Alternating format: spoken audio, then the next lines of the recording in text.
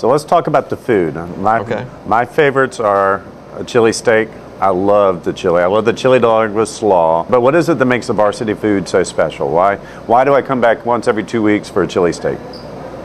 Well, it's just something you can't get anywhere else. I mean, you know, I love hamburgers. I mean, hot dog. I mean, I just love this kind of food too.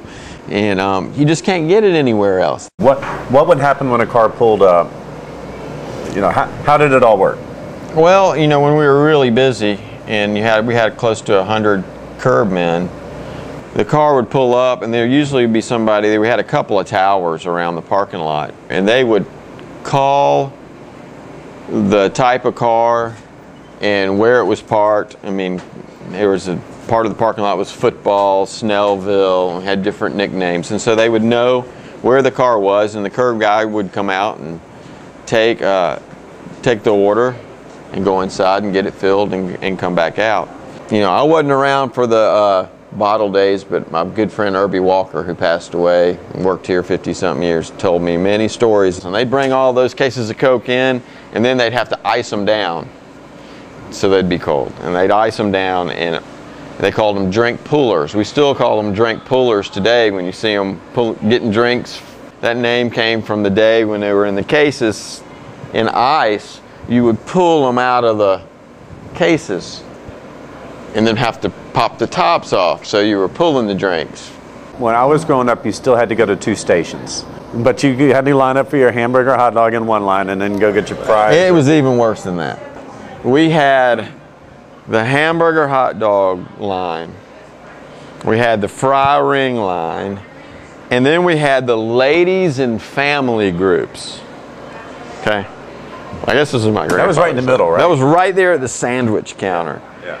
I remember Dad always putting me in the hamburger line, and then he'd go down to the fry line because it was heavier and the drinks were heavier. So, to get them out. New Coke.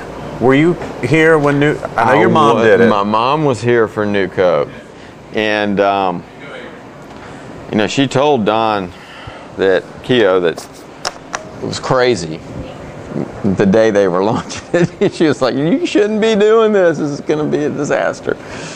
And he'll even say that she was right, and it was a disaster. But yeah, we have some pictures around here of that day. He came down and served it too. He did. He sure did. I got video footage of him. He did. I'll have to pull that out. Of Don Keogh serving New Coke and handing it out. And then the other famous picture, and I know you've got it in one of the dining rooms, is Roberta Guazzetta with the pens or the little kids. That was an amazing. That was kind of a cool day because we were just having a luncheon, and just Varsity folks and him.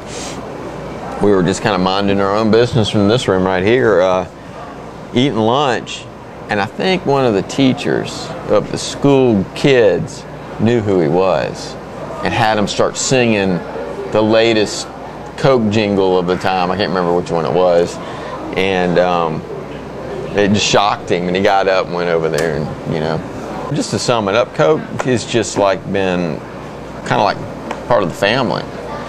Well, Gordon, I want to thank you for your time and for allowing us to come down here and film at the Varsity. And I'll see you at lunch one day. Okay, it's great.